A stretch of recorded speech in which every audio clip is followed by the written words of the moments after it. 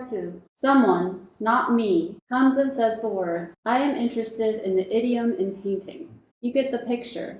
The speaker is impassive. He remained motionless for the duration of his sentence, careful to refrain from any gesture. At the point where you are perhaps expecting it, near the head and around certain words, for example, in painting, he did not imitate the double horns of quotation marks. He did not depict a form of writing with his fingers in the air. He merely comes and announces to you, I am interested in the idiom in painting. And should I now write it several times, loading the text with quotation marks within quotation marks, with italics, with square brackets, with pictographed gestures, even if I were to multiply the refinements of punctuation in all the codes, I wager that at the end the initial residue would return. It would have set in train a divided prime mover. As I leave you now with someone who comes and says the words, it is not I am interested in the idiom in painting. The central idea is what is an idiom. If you know Derrida, his idea is to question the phonetic language, the difference between the spoke language and the written language. That's what he's trying to lay the ground. But again, the idea of an idiom, what does that mean? An idiom is a phrase or expression that has a figurative suggestion. So it's not literal statement. In English, we say it's raining cats and dogs. That's very figurative. It's not literal because you can't say a lot of dogs and cats out there. So that's what they call it figurative. If somebody asks an idiom from you, that's problematic because you already have the situation of language, particularly phonetic language here, because you have the difference between the spoken language and the written language. And you have a figurative expression here. It's not a legal statement. It's not even a literal statement. Essentially, that's how the problem is. Derrida also emphasizes that it's a blank. It's just this simple sentence. The point is, why does Derrida say this? What does it mean? Well, he's trying to say how ambiguous language normally is. We think language is always language. As long as somebody speaks clearly, I'll get it. But once you put yourself in the same position as Derrida is now, and you're going to have the same question, unless you're talking to somebody, gives all kinds of hand gesture and emotions, expressions, and all these subtle demanding gestures. When you say, you know what I mean. So in this case, once there's no suggestion, it's completely motionless. Then you see the true nature of language. And that's Derrida's point. 2. The truth in painting is signed Cezanne, is a saying of Cezanne's, resounding in the title of a book. It sounds, then, like a dupe. So, to render it to Cezanne, and first of all, the Flemish, who cites it before me, I shall acknowledge the debt. I must do that, in order that the trait should return to its rightful owner. The truth in painting was always something owed. Cezanne had promised to pay up. I owe you the truth in painting, and I will tell it to you. To Emile Bernard, 23rd October 1905. A strange utterance. The speaker is a painter. He is speaking, or rather writing, for this is a letter, and this, bon mot, is more easily written than spoken. He is writing in a language which shows nothing. One of the conditions for the performance of such an event, for the unchaining of its chain, would, according to the classical theories of speech acts, be that Cezanne should mean to say something, and that one should be able to understand it. This condition will be part of the fiction. In other words, of the set of conventional protocols, at the moment when someone such as Emile Bernard sets about opening the letter. Let us suppose that I wrote this book in order to find out whether that condition could ever be fulfilled, whether there was even a sense in defining it, which remains to be seen. Does speech act theory have its counterpart in painting? Does it know its way around painting? We'll come to the second part. He uses the Cezanne's sentence, I owe you the truth in painting, and I will tell it to you, which is a famous line. The question is this, is there a difference from the first sentence, which is the sentence about the idiom? I'm interested in the idiom in painting. Now, we have the second question, I owe you the truth in painting, and I will tell it to you. You look at those two sentences. Do you really see there's a difference? In the daily life, you may say, yes, there is a difference. There's two sentences, as abstract as anything else. Derrida mentioned several times there is the performative. He's laying out this background, trying to make you aware what the nature of language is. Which we're talking about the phonetic language, particularly here. We're talking about the English. Of course, later he will mention French. There's a small difference.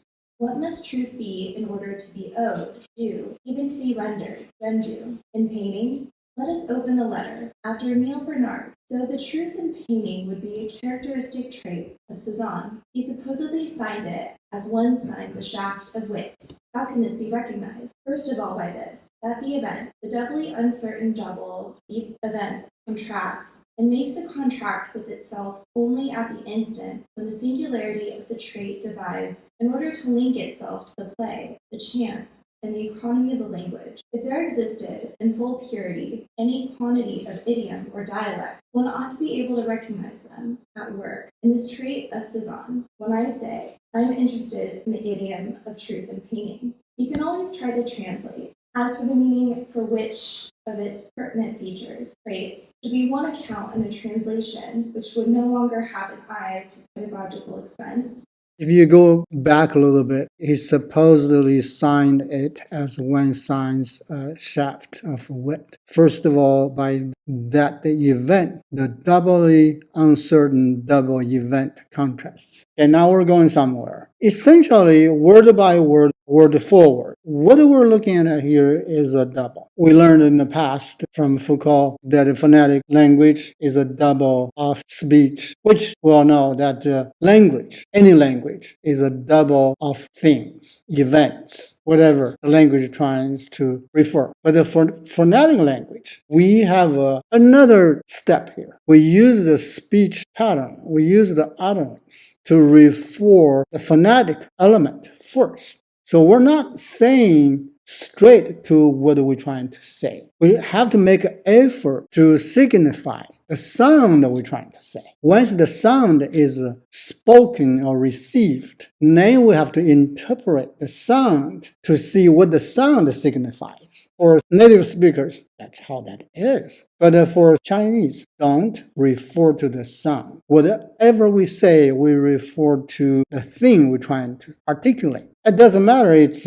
Mandarin or it's Cantonese. The principle is the same. Whenever I say something, that signifies what I try to articulate. But for you, when you say something, you first have to signify what you said to the phonetics you're trying to pronounce, you're trying to say. The groups of phonetics articulate the things that you're trying to signify at the first place. We learned this from Foucault. That's a part of the whole deal about the phonetic language. That which pertains to a plata, the thing itself, by reason of the power ascribed to painting, the power of direct reproduction, or restitution, adequation, or transparency, etc. The truth in painting, in the French language, which is not a painting, could mean and be understood as the truth itself restored, in person, without mediation, makeup, mask, or veil. In other words, the true truth, or the truth of the truth, restituted in its power of restitution. Truth looking sufficiently like itself to escape misprecision, any illusion, and even any representation, but sufficiently divided already to resemble, produce, or engender itself twice over, in accordance with the two genitive, truth of truth and truth of truth.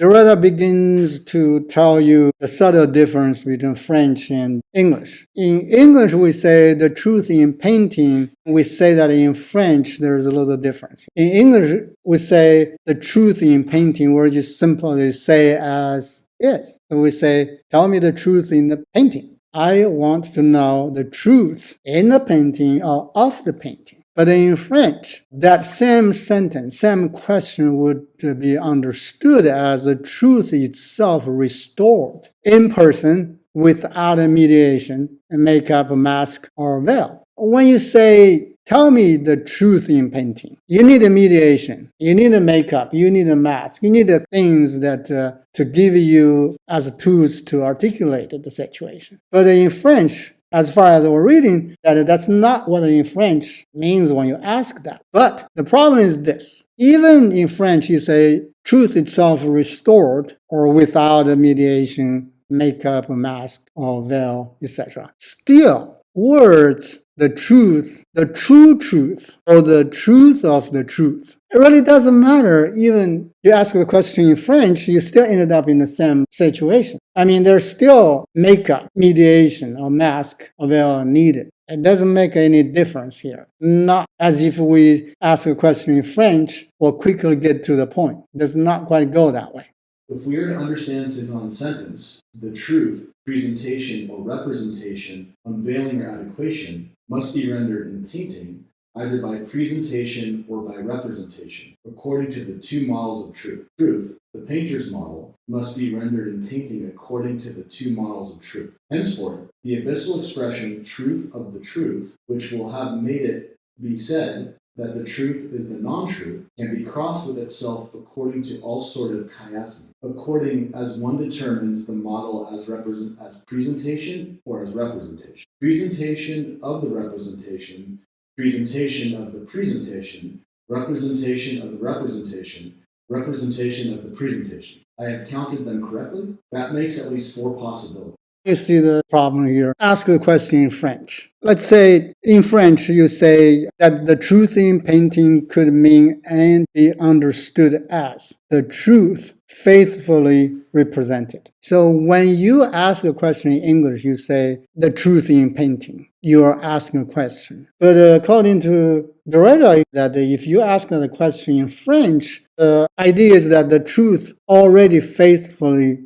represented within. But of course, Derrida does not believe that because he's saying it's double. The idea double here, the last part of the paragraph, started with the presentation of the representation, presentation of the presentation, representation of the representation, representation of the presentation. It's how that is. But normally we think whatever I open my mouth, either is truth or false. If I tell you the truth, then that's the only truth. But if I lie to you, that's the only a lie. You got to think second, because the language does not quite work that way. Whatever you're saying, it's already become a double. You're always within this double reality, which in Foucault's article, Language to Infinity, makes more clear. I'm sure all the French guys, they'll discover the same problem, and they're trying to address the problem in their own ways. That which pertains to the pictoriality and the proper sense of the presentation or of the representation, truth could be presented or represented quite otherwise, according to other modes. Here it is done in painting, and not in discourse, as is commonly the case in literature, poetry, theater, nor is it done in the time of music or in other spaces, architecture or sculpture. Thus we retain here that which is proper to an art of the signatory, of Cezanne the painter. That which is proper to an art, and an art understood in the proper sense this time, in the expression, in painting. Starting with the idiom of the Passe-Partout, one is always tempted by this faith in the idiom. It supposedly says only one thing, properly speaking, and says it only in the linking form, and meaning too strictly to lend itself to translation. But if the idiom were this, were it what is thought it must be, it would not be that, but it would lose all strength and would not make a language. It would be derived of that which in it plays with truth effects. If the phrase "the truth in painting" has the force of truth, and in its play opens onto the abyss, then perhaps what is at stake in painting is truth, and in truth, what is at stake, that idiom, is the abyss.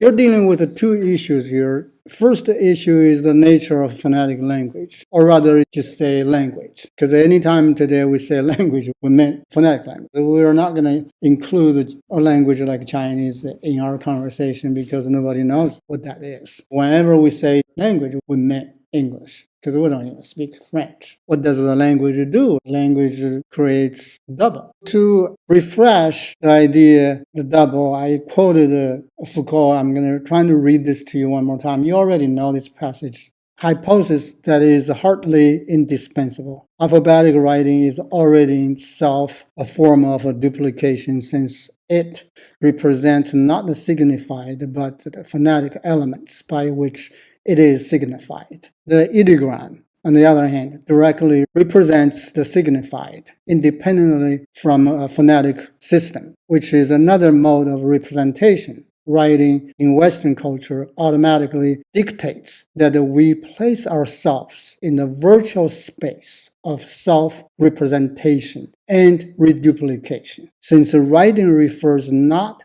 to a thing but to speech, a work of language only advances more deeply into the intangible density of the mirror, calls forth the double of this already doubled writing, discovers in this way a possible and impossible infinity, ceaselessly strives after speech, maintains it beyond the depth that condemns it, and frees a murmuring scream. This presence, repeated speech in writing undeniably gives to what we call a work of language ontological status, unknown in those cultures where the act of writing designates the thing itself in its proper and visible body, stubbornly inaccessible to time. Years back, we're trying to read this, everybody's head was so big, it's like, what is this? But now, it's like somebody speaking your own tones. This is all learning. You already know. It's very clear. I mean, it can't be more clear than what he was saying. Here I'm going to go back to the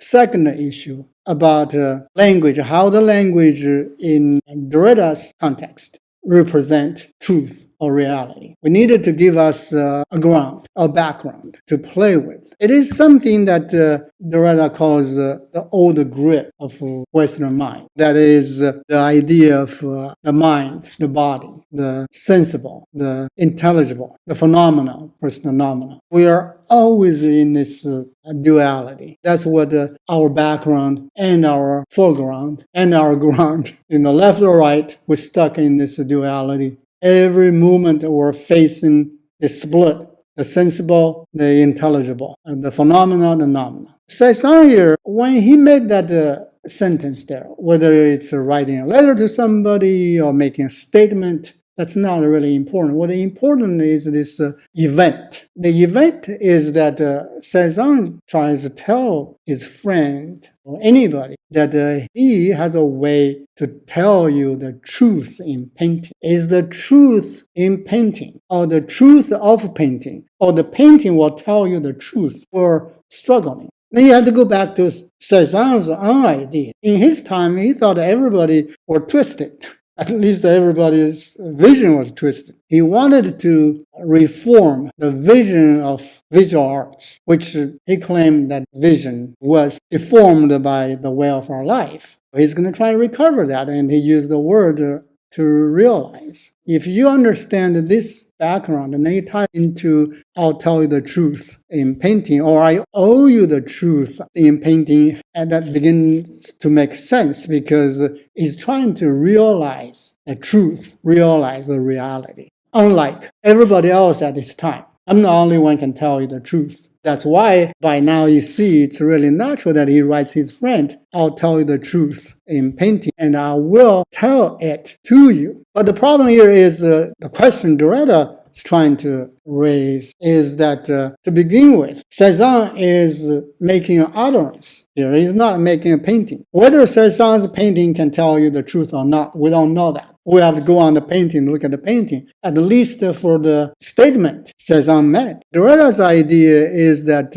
if the phrase, the truth in painting has the force of truth and in its play opens onto the abyss, perhaps what is at stake in painting is truth, and in truth, what is at stake, that idiom or Cezanne's statement, is the abyss.